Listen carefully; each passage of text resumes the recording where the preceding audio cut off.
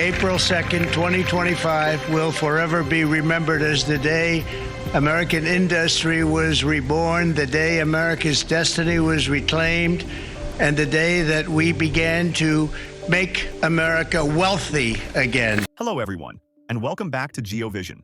Today, I want to share my deep analysis of a topic that is not only central to the global economic debate, but also has far-reaching implications for international relations and our daily lives.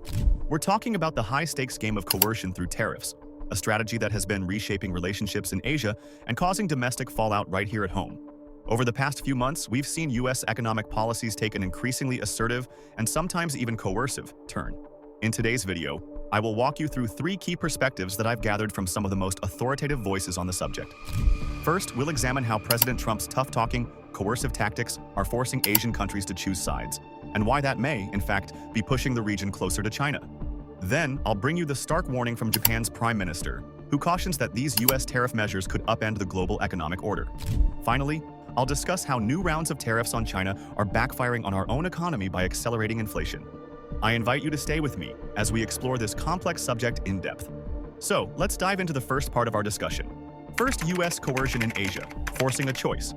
To begin with, I'd like to address the core strategy at work here, the use of economic coercion. In a recent piece by Lin Kuok for Foreign Affairs, the argument is made that the United States, under President Trump's leadership, is increasingly leaning on coercive tactics to force countries in Asia to pick a side. And I find this both fascinating and alarming. Historically, the United States has played a stabilizing role in the region. For decades, many Asian nations benefited from strong U.S. security ties while simultaneously maintaining significant economic relations with China. And this approach allowed them to hedge their bets, maximizing their options without being forced into an either-or scenario. But things are changing now. In his article, Lin Kuok outlines how President Trump has deployed an us-or-them policy. And I was particularly struck by how these tactics echo past events, reminding me, for instance, of the dramatic moments following President Woodrow Wilson's decision to create the Panama Canal. Just as Wilson's actions reshaped global trade, Trump's latest moves are redefining alliances in Asia. And Trump's rhetoric has been aggressive. He's talked about taking back key strategic assets, even hinting at the use of military force if necessary. And this isn't just talk, either. The message is clear: align with the United States or face the consequences. And this approach is not limited to one policy area. It's visible in trade, in diplomacy, and even in issues related to security. For Asian countries, this stance is extremely difficult. Many have relied on a delicate balance between Washington and Beijing to nurture their own economic and security interests. For instance, countries like South Korea, Japan, and Taiwan are already closely aligned with the United States on security matters. But ask them to completely cut ties with China, their largest trading partner, and you put them in an impossible bind. The article points out that coercion might actually backfire. When a leader forces an ultimatum, the counterbalance might come from unexpected quarters. And here's the kicker. Due to its geographic proximity, extensive economic ties, and the ability to convert economic engagement into strategic advantage, China stands to gain the most if Asian nations are pushed toward it. I can't help but think, is this really the best way to secure U.S. interests in a region so vital to global prosperity? It's not merely a matter of causing temporary inconvenience. These are long-term shifts in regional alliances. As I reflect on this, I'm increasingly worried that such tactics may ultimately weaken the very influence the United States has enjoyed for so long in Asia. The pressure to choose can force countries to recalibrate their entire foreign policy, which, in turn, might erode the deep-rooted networks of trust and partnership that have historically underpinned U.S. presence in the region. Now, let's turn our attention to how these coercive tactics are being perceived by one of our key allies in the region. Second, global economic order at risk, Japan's stark warning. Now, I want to share a perspective from Japan, a nation that has long been a steadfast supporter of stable international economic policies. In a recent article, Prime Minister Shigeru Ishiba issued what I think might be one of the strongest warnings we've seen regarding the potential fallout of U.S. tariffs. During a recent parliamentary address ahead of critical bilateral trade talks with the United States, the Prime Minister Ishiba cautioned that the tariffs imposed by President Trump could disrupt the global economic order. As someone who closely follows international developments, I find his words particularly impactful, because they come from a leader who understands both the delicate nature of global trade and the importance of long-term stability. Ishiba stressed that in negotiating with the U.S., it's vital to dig deeper and comprehend not just the logic, but also the emotional underpinnings behind these tariff measures. His warning wasn't just about economics, it was a broader call for understanding and cooperation. He noted that while these tariff measures might be seen as a way for the U.S. to extract concessions, they risk doing much more harm than good by unsettling global markets and destabilizing alliances. What strikes me about this warning is that it reveals a deep concern. If the U.S. continues with these aggressive measures, it could undermine the trusted frameworks that have maintained the current international order. Japan, alongside other major economies in Northeast Asia like South Korea and Taiwan, is already grappling with this tension.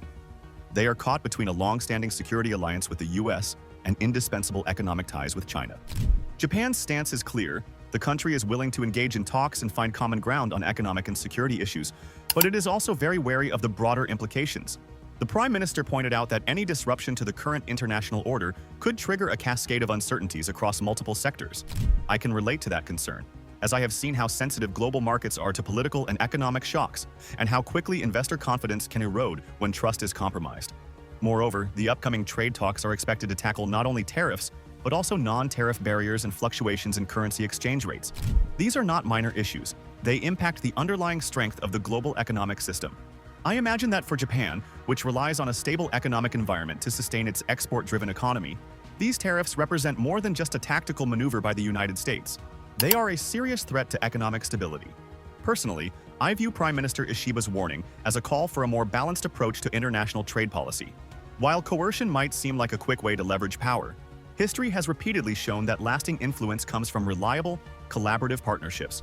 Without a stable global economic order, not only do regional alliances suffer, but domestic economies around the world, and here in the U.S., could face significant repercussions. This brings me to the third and final part of our discussion, which deals with the domestic impact of these tariff policies. Third, domestic fallout, tariffs, backfiring, and inflation risks.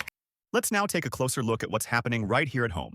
While the international fallout is certainly significant, the domestic consequences of the recent tariff measures are starting to paint an equally concerning picture.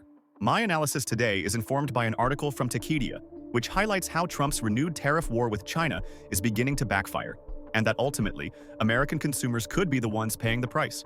Following the announcement of sweeping new tariffs on Chinese imports, U.S. businesses started scrambling to prevent steep price hikes. The idea was simple. If Chinese suppliers could lower their prices in response to the tariffs, then the increased costs could be absorbed without passing on a massive burden to the consumer. Unfortunately, as many industry experts are now confirming, the Chinese suppliers are largely unwilling or unable to lower their prices. For instance, Jonathan Chitayat, CEO of Genomex Group, has made it clear that if Chinese manufacturers have already adjusted their pricing previously, they simply can't afford to reduce it again. What we're seeing is a scenario where the margins are so slim that any additional cost from the tariffs has no room to be absorbed internally. This means that the entire increase in cost will likely be passed down the supply chain and ultimately hit American consumers directly. I find this particularly troubling. We have come out of a period marked by high inflation and economic uncertainty, and here we are facing a situation that could worsen the burden on households. Consider the fact that many products, from tech gadgets to everyday household items, are integral to our daily lives. When tariffs push up the prices of these goods, it isn't just a matter of numbers on a balance sheet. It's a real impact on the cost of living. The Wikipedia article makes the point that we're in a familiar standoff. Trump's tariffs, which have now been boosted to as high as 145% on certain Chinese imports, are met with an equally aggressive retaliation from China, with tariffs at 125% on American products. This tit-for-tat escalation leaves very little room for negotiation. Economists warn that when neither side can absorb the additional costs, these pressures will inevitably be transferred to the consumer, sparking renewed inflation. One of the reasons I'm so concerned is that this isn't a hypothetical scenario. Industry experts are already discussing how major retailers are preparing to adjust their prices. We could soon see price hikes in sectors that have only recently stabilized after previous inflationary periods. What might have initially been designed as a means to protect American manufacturing may well turn into a cycle of rising prices, a cycle that could have ripple effects across the entire economy. At this stage, it's clear that U.S. consumers could be left paying the ultimate price. And this isn't only an economic issue, it's a political one as well. The idea behind these tariff measures was to protect American jobs and encourage domestic manufacturing. Ironically, if the cost increases from tariffs lead to significant inflation, we could see a backlash that undermines the very argument for these policies. When I reflect on all of this, I can't help but think about the long-term consequences. It's a classic case of a policy working in theory, but unraveling in practice. The aggressive stance meant to safeguard domestic interests ends up destabilizing the economy from within, forcing consumers to bear the burden of an escalating trade war. This outcome is neither sustainable nor desirable for a nation already grappling with economic challenges. One critical observation is that coercion in international relations carries inherent risks. When a country tries to force others to align through ultimatums, it runs the risk of alienating not just its adversaries but also its allies. In Asia, where many countries have historically hedged their bets, forcing a choice might narrow their strategic options and, paradoxically, give an edge to China. As seen in the Foreign Affairs article, even if the US can force a choice, it may find that the responses are not as expected, and that these hardline tactics could ultimately backfire. The warning from Japan, which I shared earlier, reinforces this point. A stable global economic order is built on trust and cooperation. When Washington shifts from a position of support to one of ultimatums, it risks undermining that very stability. The Japanese Prime Minister's remarks remind us that an overly aggressive stance may destabilize not just regional alliances, but the entire international system. And then there's the domestic perspective. I've long believed that economic policies should protect not just the interests of industry or the state, but also those of the everyday citizen. The evidence now suggests that our tariff policies, rather than providing a cushion against external pressures, are priming our economy for renewed inflation. It's a scenario where the intended beneficiaries of these tariffs, American workers and industries, may instead see their purchasing power eroded and their cost of living rise dramatically. Reflecting on all the angles we've covered today, the international coercion, the urgent warnings from Japan, and the very tangible domestic fallout, I find myself at a crossroads of hope and concern. On the one hand, the aggressive tactics currently on display remind me of a time when power was wielded without much regard for the collateral damage. On the other hand, there's a clear call for a more balanced approach, one that recognizes the complexity of global trade and the interconnectedness of our modern world. I am reminded of a quote by a great leader I once heard: "True strength lies not in imposing one's will on others, but in fostering the cooperation and mutual respect that lead to shared prosperity." This is what I hope we can achieve moving forward. An economic policy that isn't defined by coercion and ultimatums, but by dialogue, negotiation, and genuine partnership on the global stage. Let's also be mindful that the story of global economics is an ongoing one.